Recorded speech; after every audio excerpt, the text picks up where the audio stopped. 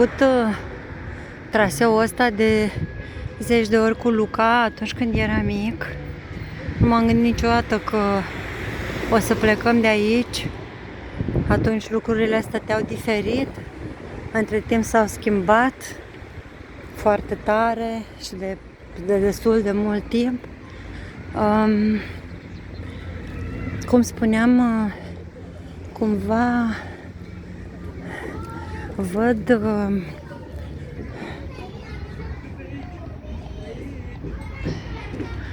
văd locurile astea complet schimbate și sunt, da,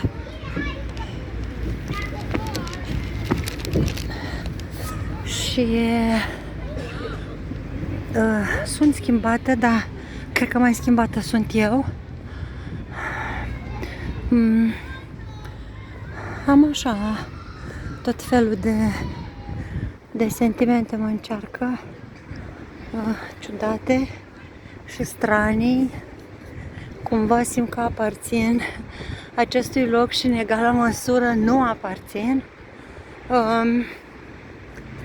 Îmi șoptesc tot felul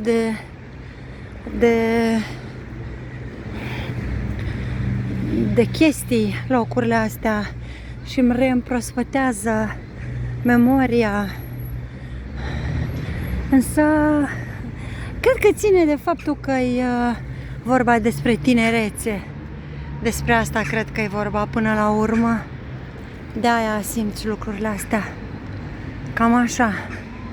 Plimbarea mea prin tinerețea mea continuă.